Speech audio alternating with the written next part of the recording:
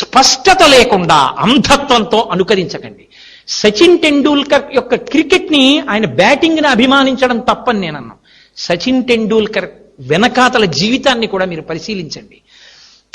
ఇవాళ టెండూల్కర్ బాంబేలో ఒక వీధిలో ఇల్లు కట్టుకుంటే, టెండూల్కర్ ఈ వీధిలో ఇల్లు కట్టుకుంటున్నాడు కాబట్టి మా ఇళ్ల ధరలు పెరిగాయని ఆ వీధిలో ఉన్న వాళ్ళందరూ పండగ చేసుకున్నారు.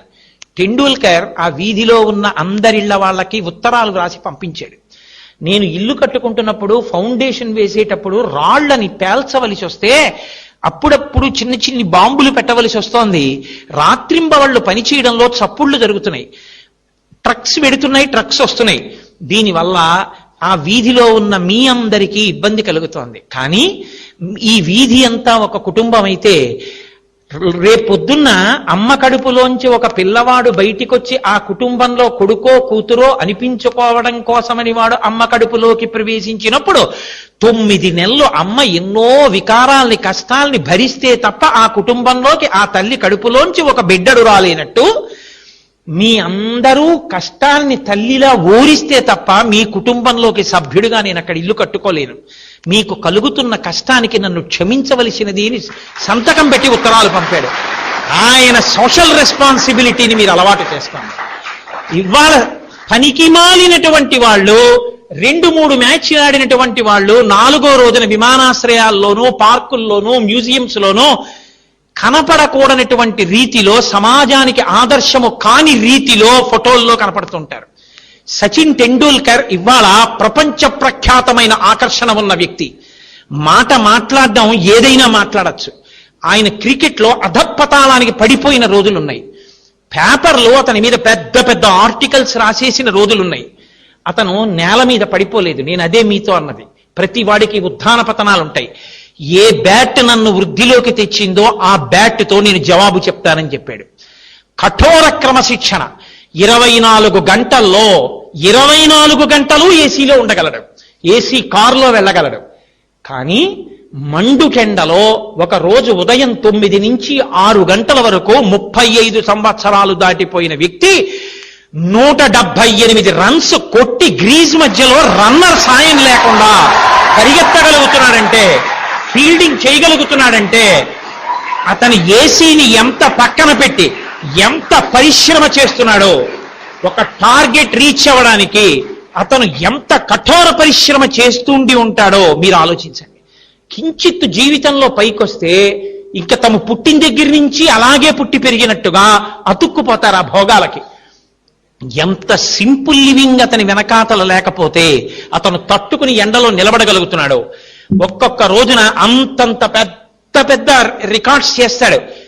మీరు ఈసారి టెండూల్కర్ రికార్డ్ సెలబ్రేట్ చేసుకోరా అని అతను కొలీగ్ని అడిగితే ఆయన అన్నాడు, చేసుకుని విసిగిపోయాం, టెండూల్కర్ రికార్డు చెయ్యని రోజు ఎప్పుడు ఉందని అడిగాడు. అతను గ్రీజులోకి వస్తే రికార్డు, అది ఎవ్వరూ సాధించలేని రికార్డు. ఆ రికార్డు చెయ్యగానే అతను చేసే పని ఒక్కసారి తలపైకెత్తి ఊర్ధ్వలోకాల్లో ఉన్న తన తండ్రికి కృతజ్ఞత చెప్తాడు. ఎంతమంది స్లమ్ చిల్డ్రన్లో చదివిస్తున్నాడు, ఎక్కడా తాను చేశానని చెప్పుకోడు. ఒక్క మాట తొందరపడి మాట్లాడు. ఎవ్వరి మీదైనా వ్యతిరేకంగా ఎక్కడైనా ఒక్క మాట టెండూల్కర్ మాట్లాడినట్టు నాకు చూపించండి. అడిగినా అడగకపోయినా నన్ను అడిగితేనండి అని సాగదీస్తాడు ఇతలవాడు. అడగడానికి 1,000,000 మంది సిద్ధంగా ఉన్నా టెండూల్కర్ ఎన్నడూ ఎవ్వరి మీద ఒక్క మాట అన్నాడు.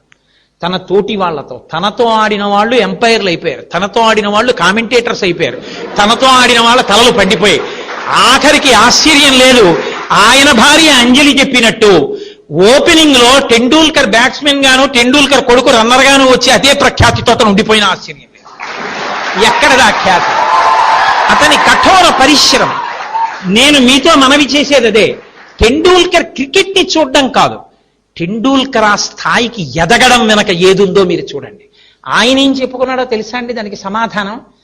నేను బ్యాట్ పట్టుకుని అన్యమనస్కంగా ఏదో ఆలోచిస్తూ షాట్ కొట్టినప్పుడు ఆ బాల్ వెళ్ళవలసిన డైరెక్షన్ లో వెళ్ళవలసిన వేగంలో వెళ్ళకపోతే మహాకోపంతో 2-3 బాల్స్ చూసి లోపలికొచ్చి ఏట్రా కాన్సన్ట్రేషన్ లేని ఆట అని నన్ను లాగి లెంప మీద ఈ గురువు గారే కొడితే నీ గ్రీసులో పడిపోయాను. ఆనాడు మా గురువు గారు కొట్టిన దెబ్బ జ్ఞాపకం ఉండిపోయి ఒక బాల్ వస్తున్నప్పుడు గ్రద్ద ఆకాశంలో ఉండి కోడి పిల్లని చూసినట్టు చూస్తుంటాను. ఎక్కడ బంప్ పడుతుంది, దీన్ని ఏ డైరెక్షన్లో కొట్టాలని అంత స్ట్రోక్ అప్లై చేస్తాను. ఒక్క దెబ్బ ఇవాళ టెండూల్కర్ రికార్డులు సృష్టించిందన్నాడు. ఆ టెండూల్కర్ ఇవాళ ఆ సభకి కూడా వెళ్ళక్కర్లేదు, గురువుగారి కాళ్ళకి నమస్కారం చేసి సభలో చెప్పుకున్నాడు. అలా మీరు కూడా మీ గురువుల గురించి చెప్పుకోగలిగినటువంటి శీలాన్ని అలవాటు చేసుకోండి. ఒక్కొక్కరు జాతిరత్నాలై ప్రకాశించి మీరు ఎప్పుడైనా జ్ఞాపకం తెచ్చుకున్నప్పుడు నా మాటలు మీకేమైనా ఉపయోగపడితే, మీరు చాలా గొప్పవాళ్ళైన తర్వాత నా మాట ఎప్పుడైనా మీకు పనికొచ్చి, ఫలానా రోజున కోటేశ్వరరావు కాలేజీలో చెప్పిన మాట నాకు పనికొచ్చింది అని మీలో ఎవరైనా అనుకుంటే, ఆనాడు నేను ఈ శరీరంతో ఉన్నా లేకపోయినా ఈనాడు నా శ్వాస పొందినటువంటి కష్టానికి ధన్యత కలుగుతుంది. ఇది తప్ప నేను మీ నుంచి ఆశించిన ప్రయోజనం